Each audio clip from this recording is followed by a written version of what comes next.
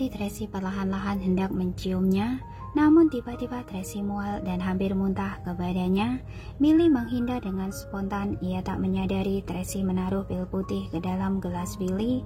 Pil itu langsung melebur dalam alkohol, cepat sekali menghilang. Tracy menutup mulutnya lalu buru-buru ke toilet untuk memuntahkan keluar. Billy melihat sosok punggung Tracy, bibirnya naik menunjukkan senyuman menyeringai. Ia mengangkat gelas alkoholnya dan menghabiskan minuman itu. Mungkin karena mangsa akan segera ia dapatkan, ia merasa alkohol ini wangi sekali. Setelah ia meletakkan gelas itu, ia memberi kode kepada pengawal di depan pintu. Kedua pengawal itu lekas mundur dan menutup pintu. Tracy cepat-cepat menelan pil dari Amanda, membilas wajahnya dengan air dingin lalu menelpon Dani. Sebenarnya saat di perjalanan menuju bar, ia sudah menebak maksud Billy, jadi ia menelpon Dani. Untung saja Dani masih menjadi manajer bar dan kerja jadwal malam. Pas sekali ia dapat membantu Tracy. "Halo, Nona Tracy, bagaimana?" Tracy takut orang di luar mendengar suaranya. Dia tak bicara melainkan batuk 2 kali. Dani di seberang telepon langsung mengerti. "Aku paham, aku segera mengaturnya." Setelah menutup telepon, Tracy menghapus catatan telepon lalu berjalan keluar dengan oleng. "Tidak apa-apa kan?" Billy mendekat dengan penuh perhatian, memberikannya botol mineral yang sudah dibuka. "Minum air, sedikit, pelan-pelan." "Terima kasih." Tracy menerima air itu dan minum beberapa teguk, lalu duduk di atas sofa dengan lemas. Billy melihat dia membuka kancing bajunya perlahan-lahan. Wanita cantik ini membuatnya tak tahan untuk mendekat. Billy menggunakan tangannya mengelus pipi Tracy secara perlahan dan membujuknya dengan lembut. "Daniel sudah tidak ada. Sekalipun berhasil ditemukan pun sudah mati. Lebih baik kamu terima kenyataan ini dan bersamaku saja." "Tenang saja, aku tidak menginginkan anak. Jadi aku akan memperlakukan anakmu sebagai anakku sendiri. Selama kamu bersamaku, aku pasti memperlakukanmu dengan baik. Kedepannya kita akan sangat bahagia." Setelah bicara, ia hendak mencium Tracy. Tracy tidak mendorongnya, hanya menggunakan tangan menutup bibirnya dan berkata dengan lembut, "Matikan lampu." "Ternyata seleramu seperti itu." Billy tersenyum menggoda dan berdiri menutup lampu. Ruangan itu menjadi gelap gulita dalam seketika. Saat Billy menoleh kepala, ia tak melihat Tracy di sofa. Ia melihat sekeliling, juga tak melihat sosok orang. "Hehehe, bermain petak umpet denganku." Billy menyeringai nakal. "Sayangku, jangan sembunyi lagi. Kamu tidak akan bisa lari." Setelah bicara, ia mencari Tracy dengan antusias. Tracy bersembunyi di belakang lemari alkohol sambil memandang Billy dengan panik. Mungkin karena waktu terlalu pendek, obatnya masih belum bereaksi. Selain itu, orang dari Dani pun belum datang. Ia harus mengulur waktu. "Sayangku." Billy masih mencari Tracy di dalam ruangan itu. Ia bicara dengan nada menggoda. "Cepat keluar, jangan sembunyi lagi." Walaupun ruangan itu besar, tetapi tidak ada tempat untuk bersembunyi. Dengan cepat Billy tiba di lemari alkohol. Tracy ingin melarikan diri, namun tangannya berhasil dipegang Billy. Ia menekannya ke dinding dan menangkup wajahnya. "Masih ingin melarikan diri? Mau kemana?"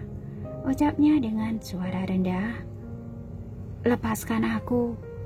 Tracy tak henti meronta. Ia benar-benar menolak disentuh pria itu. "Kamu tak bisa melarikan diri." Billy memegang wajahnya, memaksa wajahnya melihat ke arahnya.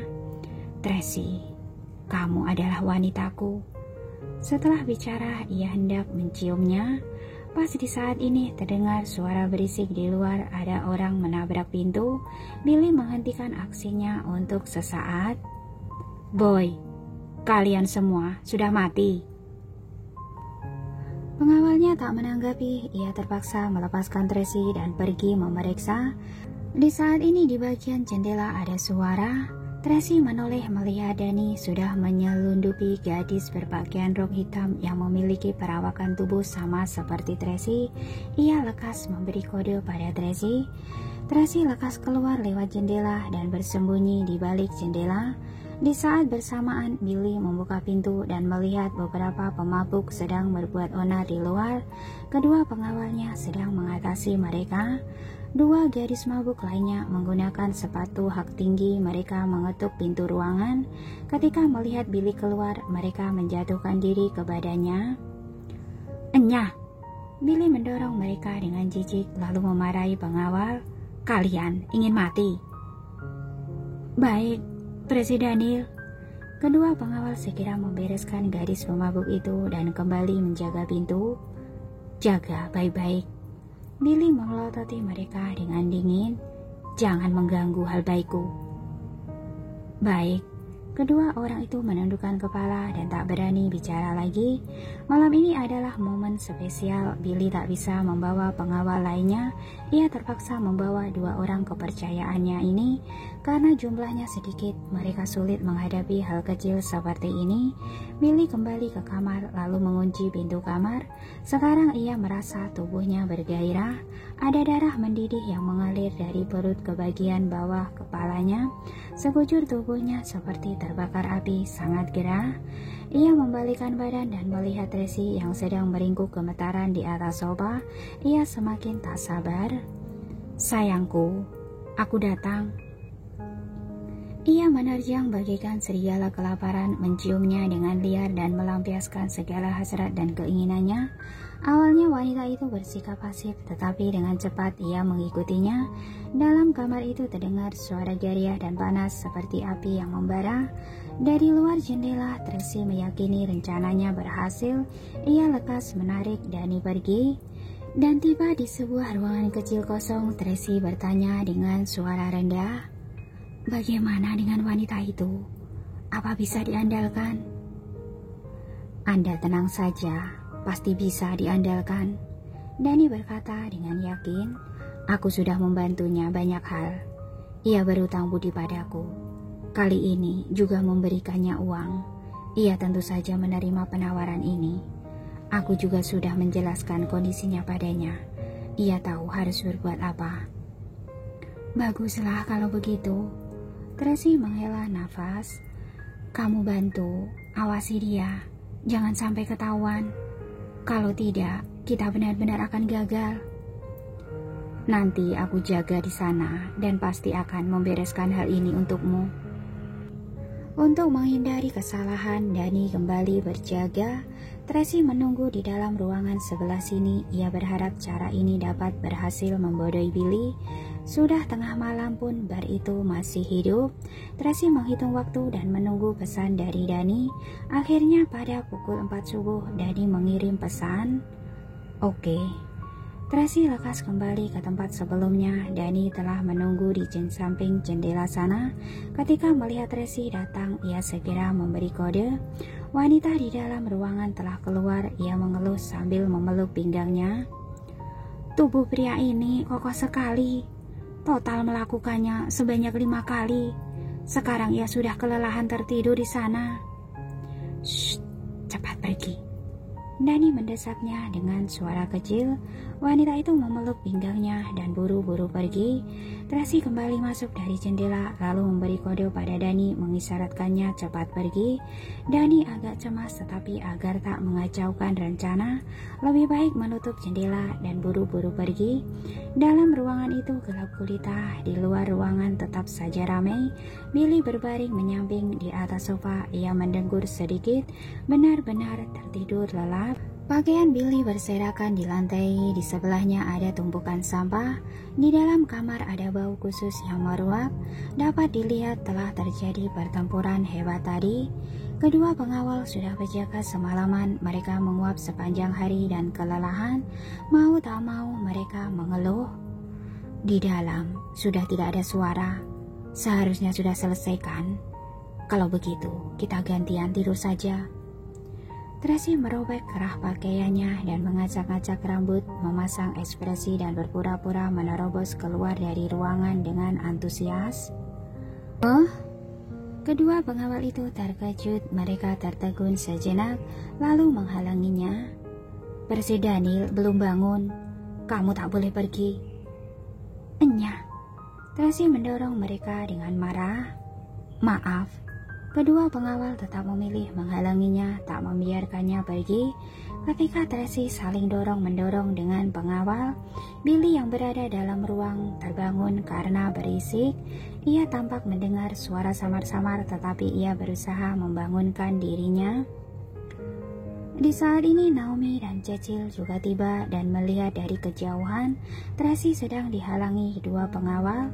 Mereka marah dan lekas maju menghajar dua pengawal itu.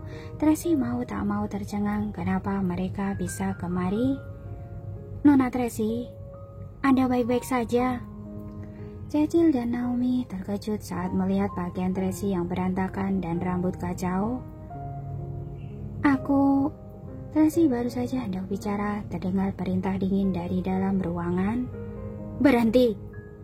Kedua pengawal itu lekas berhenti. Pas sekali Cecil dan Annie sedang memberi pukulan pada mereka, kedua orang itu dihajar hingga terjatuh ke lantai. "Dasar tak berguna!" Billy sama sekali tidak melakukan apa-apa terhadap Cecil dan Annie, melainkan memaki pengawalnya sendiri. Ia merasa dua pria pengawal ini sangat memalukan. Kedua pengawal bangkit dari lantai, mereka tak terima tetapi juga tak berani bicara. "Nona Tracy." Naomi melihat Billy yang telanjang dada hanya mengenakan celana. Kemudian ruangan itu tampak kacau. Mau tak mau wajah Naomi berubah. Ada rasa perasaan kuat dari dalam hatinya. "Sayangku, kenapa kamu bangun begitu cepat?" Tatapan mata Billy berubah menjadi panas membara lagi begitu teringat kehangatan tadi malam. Ia mengulurkan tangan mengelus wajah Tracy. Tracy menghindar karena jijik dan memelototinya dengan marah. "Jangan memandangku seperti itu." Billy memandangnya dengan lembut. "Bubur telah menjadi nasi. Lebih baik kamu menyerahlah." "Apa kamu bilang?" Naomi membelalakan mata terkejut dan menatap Billy dengan tatapan tak percaya. "Kamu, dasar brengsek!" Terdengar sebuah raungan yang emosional. Sebelum mereka bereaksi, Thomas tiba-tiba mendekat dan memberi pukulan keras pada Billy. Billy dihajar hingga mundur beberapa langkah, hidungnya mengalir darah segar. "Presiden." Pengawal lainnya lekas menahan Thomas. "Thomas, apa yang kamu lakukan? Kamu gila, berani-beraninya menghajar Presiden." "Sialan, tangkap dia!" Billy memaki sambil mengertakkan gigi. Kedua pengawal lekas menahan Thomas, tetapi Thomas mengalahkan mereka dengan 2 pukulan. Thomas benar-benar marah. Ia tadi mendengar Billy mengajak Tracy ke bar. Ia tahu pria ini pasti menggunakan masalah anak untuk mengancam Tracy, makanya ia buru-buru kemari. Tadi sangka baru saja tiba, ia telah melihat adegan ini. Ia marah hingga darahnya mendidih. Ia merasa sangat bersalah kepada Tuan Daniel. Ia ingin sekali mencekik mati Billy, si binatang brengsek ini. Tracy sangat cemas di dalam hati. Awalnya ia ingin menyelesaikan rencana ini diam-diam agar Billy membantunya menyelamatkan Carlos dan Carlos. Tak disangka malah dilihat oleh Naomi dan Thomas. Ia benar-benar tak tahu harus berkata apa. Selain itu ia juga tak bisa menjelaskan kepada mereka, terpaksa membiarkan mereka terus salah paham. "Thomas, kamu ingin mati? Aku akan mewujudkanmu." Billy menodong senjatanya dan membidik Thomas. Di saat ini darahnya masih mengalir dari hidungnya, mata, dan pipinya biru. Thomas memperlakukannya di depan banyak orang, terutama di hadapan Tracy. Mana mungkin ia melepaskan begitu saja? "Jika berani, bunuh saja." Thomas membusungkan dada dengan berani. "Dasar binatang yang melupakan kebaikan." Billy lekas menarik pelatuk hendak menembaknya. "Berhenti." Tracy lekas menghentikannya. "Anggap saja demi aku, hentikanlah." Nona Tracy, tidak perlu takut padanya. Thomas berkata dengan emosional. Jangan memohon. Cukup. Tracy menganjitkan kening dan berkata dengan dingin. Sebagai seorang pengawal, tidak seharusnya kamu memperlakukan tuanmu seperti itu. Ketika mendengar ucapan ini, Thomas tertegun. Ia sama sekali tak menduga Tracy akan berkata demikian. Pergilah. Tracy memberinya kode mata. Jangan berulah di sini lagi. Seret keluar. Perintah Billy dengan kesal. Baik. Kedua pengawal itu menyeret Thomas pergi. Billy melihat jam tangan dan berkata kepada Tracy sambil menganjitkan kening. Pengawal keluarga Amberson akan segera datang. Kita mengobrol dulu. Baiklah. Pas sekali Tracy juga ada maksud ini. Nona Tracy, Naomi lekas menariknya dan berkata dengan perhatian, entah apapun alasannya, Nona tidak boleh mengorbankan dirimu. Kalian tunggu aku di luar. Tracy melepaskan tangannya dan masuk ke dalam ruangan mengikuti Billy. Naomi dan Cecil sangat marah. Mereka teringat kemungkinan tadi malam Tracy menderita. Mereka kesal hingga meneteskan air mata. Setelah masuk ruangan, Tracy berinisiatif mengunci pintu dan menghidupkan lampu. Billy memungut pakaiannya di atas lantai lalu mengenakan pakaian di hadapan Tracy. Di saat ini Tracy sedang berpikir di dalam hati, awalnya dapat diselesaikan secara diam-diam, sekarang malah dilihat Naomi dan Thomas, ini menjadi lebih rumit. Tetapi semakin ribut seperti ini, seharusnya Billy semakin percaya dengan kejadian tadi malam. Bagaimanapun reaksi Naomi dan Thomas adalah reaksi sebenarnya, tidak dibuat-buat. Takutnya masalah ini tidak bisa disembunyikan lebih lama lagi. Billy akhirnya bicara setelah selesai mengenakan celananya. Samuel, si rubah tua itu selalu mengawasiku. Kurasa ia akan segera tahu aku sudah menidurimu. Jadi, kamu ingin mengingkari janjimu? Tracy menganjitkan kening. Jika begitu, aku akan mati bersamamu sekarang. Pria sejati akan selalu menepati janjinya. Billy membalikkan badan dan menatapnya, tatapannya penuh dengan godaan. Aku pasti akan menepati janji.